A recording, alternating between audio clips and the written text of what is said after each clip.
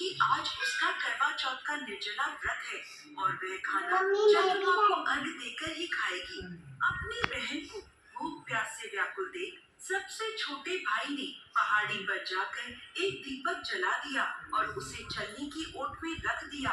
वापस आकर अपनी बहन से कहने लगा, बहन चांद निकल गया है, तुम अर्घ देकर खाना खा लो। करवा भागी भागी अपनी भाभीियों के पास गई और कहने लगी, भाभी चलो चांद निकल गया, अर्घ देकर खाना खाते हैं। भाभियां सारी बात जानती थी। वो बोली, भाई साहब अभी आपका चांद निकला है, आप अर्घ देकर खाना खा लो, हमारा चांद निकलने में भी समय है।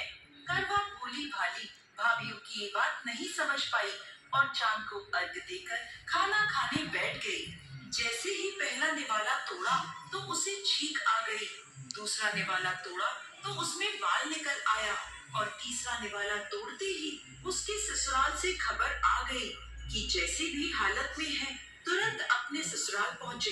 सेठानी करवा को विदा करने के लिए जैसे ही कपड़े निकालने लगी तो कभी उसके हाथ में काला कपड़ा आए तो कभी सफेद। ये देखकर सेठानी को बहुत चिंता हुई और वह करवा से बोली, बेटा रास्ते में जो भी मिले उन सबके पैर छूती जाना, जो भी तुझे पूर्ण सुहागन होने का आशीर्वाद दे तो वही अपने पल्ले में गांठ बांध लेना। माँ की ये बात सुनकर करवा अपने ससुराल के लिए निकल गई। रास्ते में जो भी मिला करवा उन सबके पैर छूती गई। सभी उसे खुश रहो सुखी रहो यह आशीर्वाद देते रहे, लेकिन किसी ने भी उसे पूर्ण सुहागन होने का आशीर्वाद नहीं दिया। अब करवा जैसे ही अपने ससुराल पहुंची तो घर के आंगन में छोटी ननद खेल रही थी। करवा ने जैसे ही ननद के पैर छुए तो वो बोली, खुश रहो सुखी रहो पूर्ण सुहागन हो, दूधो नहाओ पूतो फलो। छोटी ननद के ऐसा आशीर्वाद देते ही करवा ने अपने पल्ले पर गांठ बांध ली। जैसे ही वो अंदर गई तो देखती है आंगन में उसके पति का शव रखा था और उसे ले जाने की तैयारी की जा रही थी। यह देखते ही करवा रोने लगी, विलाप करने लगी और कहने लगी, मैं इन्हें कहीं नहीं ले जाने दूंगी, इन्हें कहीं मत लेके जाओ।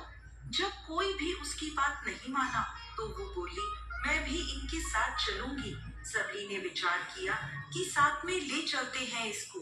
सभी के साथ करवा शमशान घाट पहुंच गई। जब पति के अंतिम संस्कार का समय हुआ तो वह बोली, मैं इन्हें नहीं जलाने दूंगी। सब कहने लगे, पहले तो अपने पति को खा गई, अब उसकी मिट्टी भी खराब कर रही है। लेकिन करवा ने किसी की एक न बिल्कुल फ्रेश है दीदी।